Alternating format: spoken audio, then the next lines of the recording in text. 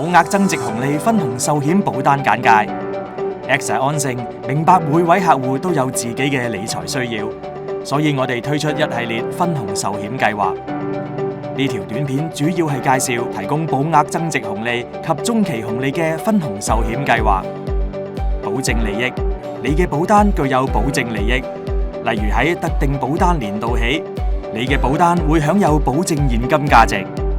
呢個保證現金價值將會喺保單年期內不斷累積，並唔會受市場表現影響。非保證紅利，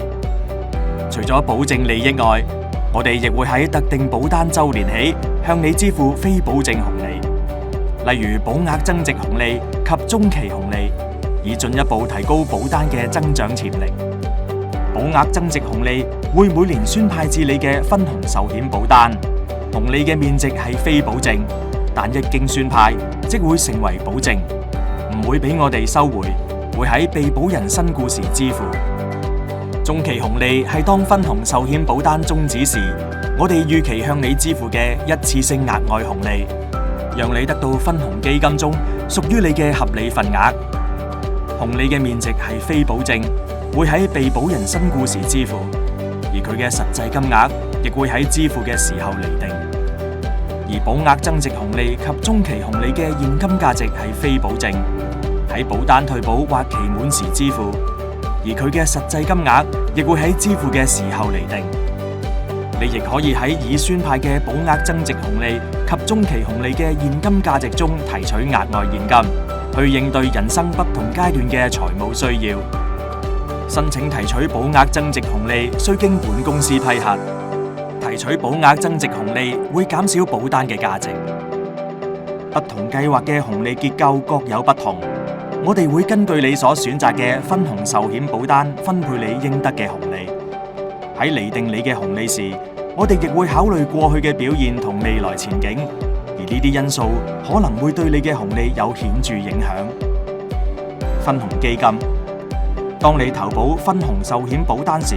你同其他保單持有人喺分紅壽險保單下所繳交嘅保費，將會喺該分紅壽險計劃下匯集成一個分紅基金。呢個分紅基金由專業團隊進行投資，以確保保單承諾嘅保證利益能夠實現，同時喺中期至長期帶嚟具競爭力及穩定嘅非保證回報。緩和調整，同大部分投資一樣，市場波動會影響分紅基金嘅表現，價值可能喺幾日內驟升驟跌，所以為咗令分派俾你嘅紅利保持穩定性，當我哋釐定紅利時，會進行緩和調整，以緩和一啲短期波幅，而不會立即與你分享收益或攤分虧損。咁樣，當市場逆轉時，我哋就可以利用以保留緩和調整所得嘅收益，為你提供穩定紅利。由於你嘅保單會同其他類似嘅保單匯集，若你嘅保單所屬組別內嘅保單特性出現變動，你嘅紅利亦可能隨之改變。基於呢幾個情況，我哋最少每年對分紅業務進行一次詳盡分析，並釐定將會宣派嘅紅利。如果想進一步了解分紅保單詳情，